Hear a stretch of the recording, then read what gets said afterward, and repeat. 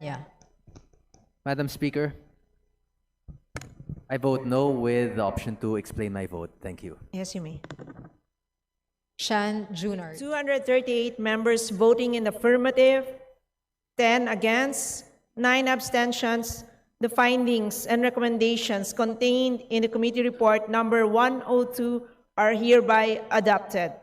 The Honorable Barsaga, who is present at this session hall, is hereby notified that he is suspended for a period of 60 days, effective immediately. Session suspended.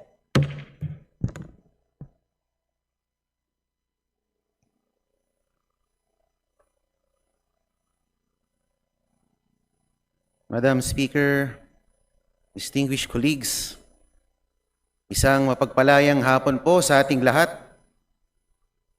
I rise to respectfully place on record my no vote in support for Honorable Francisco Kiko Barsaga and to articulate principled opposition to any disciplinary action that undermines constitutional freedoms and the sovereign mandate of Kong Kiko Barsaga's constituency. It bears repeating that Honorable Barsaga holds his seat not by appointment or party fiat, but because of the direct mandate of his constituents as reflected in the official election results and his assumption of office in Article 6, Section 6 of the Constitution. It points out that legislators derive their authority from the electorate. Any penalty imposed on Kong Barsaga that deprives the people of Dasmariñas of representation must be carefully scrutinized against constitutional standards. Ang pinarurusahan po natin sa mga hakbang ito ay hindi si Kong Barsaga, kung hindi ang mga taong nasasakupan ng kanyang pamumuno.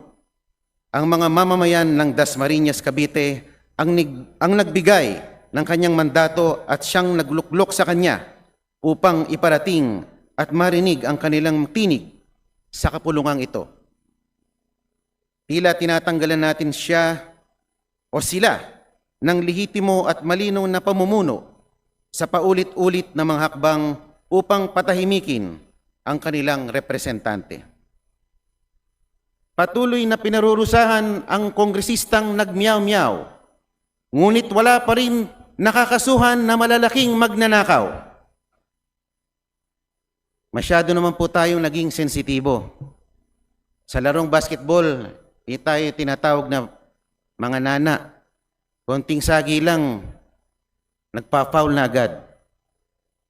Kong Miao Barsaga is merely expressing his views under a current backdrop of unprecedented level of corruption in government never before seen.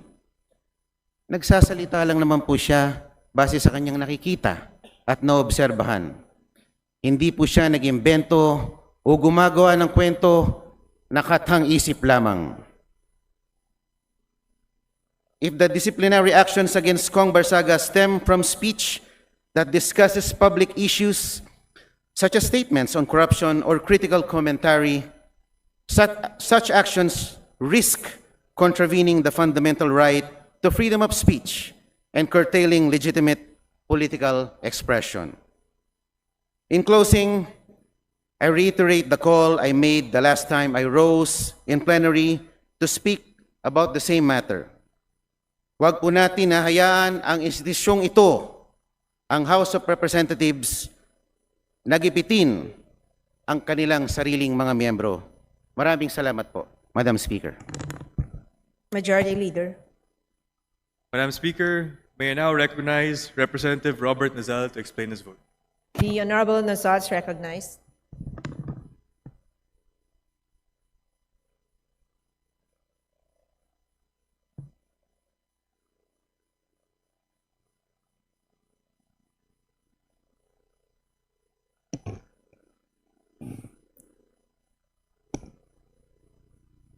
Mr. Speaker, esteemed colleagues, 6 months ago when this matter first came before the House, I voted to reprimand, not suspend, Representative Kiko Barsaga.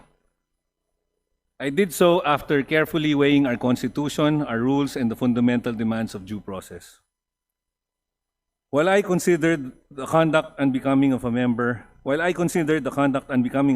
of Congress, I did not believe then, nor do I believe now, that it met the threshold for suspension. Suspension is a severe sanction. It temporarily withdraws not only a member's privileges, but also the representation owed to his constituents. It is, in effect, the final step before the political death penalty of expulsion. Our discipline must be principled and proportionate, not reactionary.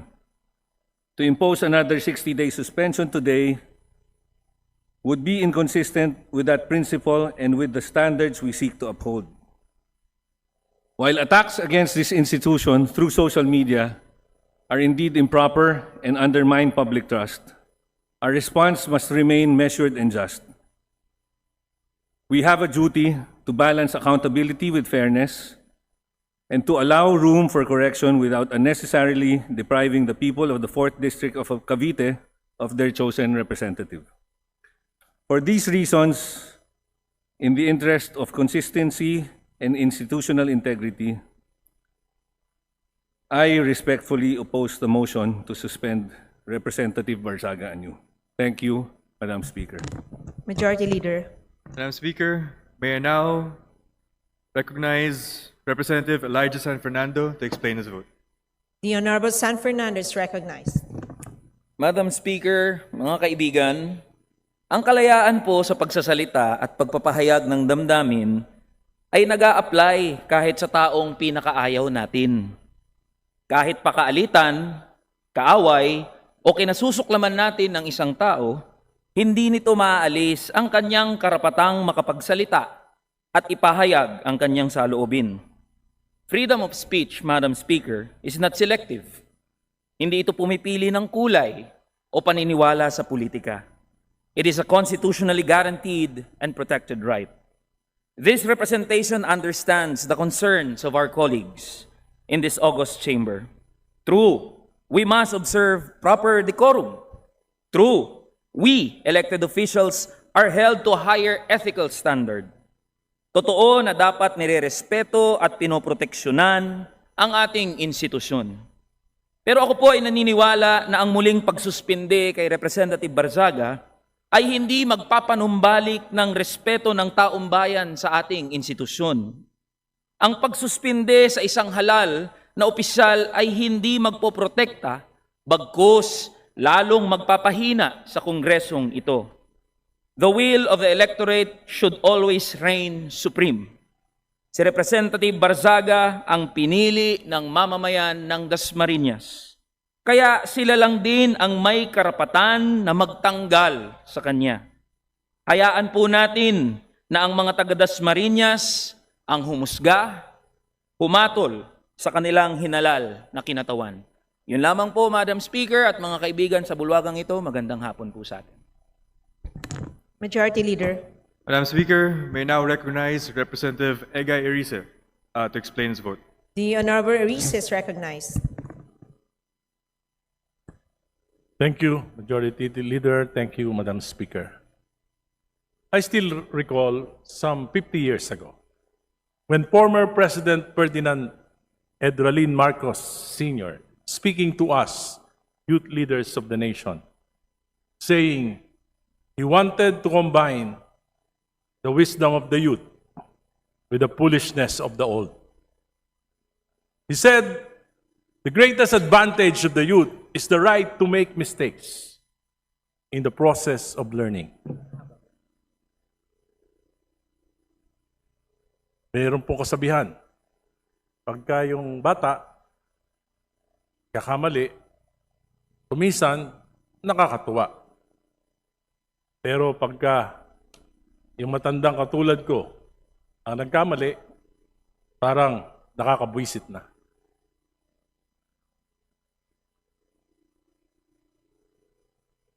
We have already sanctioned Congressman Kiko with 60 days suspension.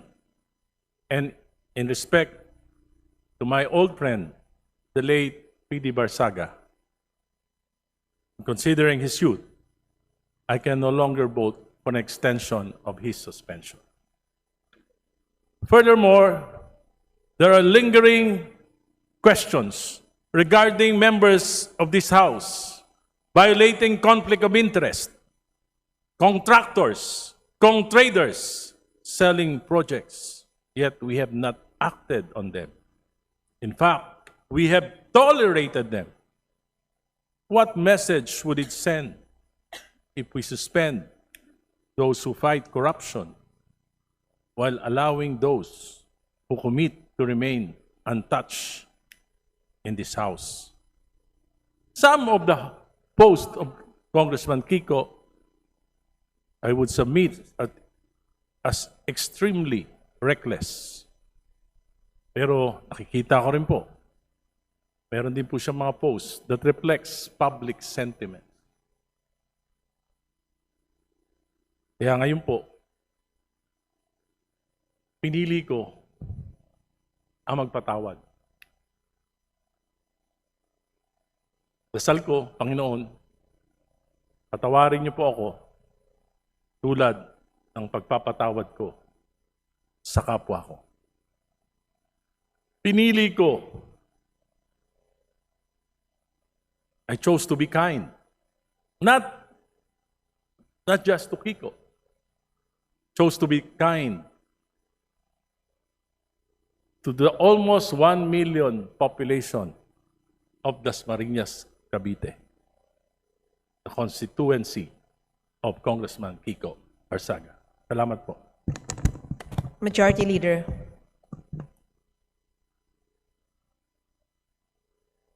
Madam Speaker, I move to suspend session for a few minutes. Session suspended.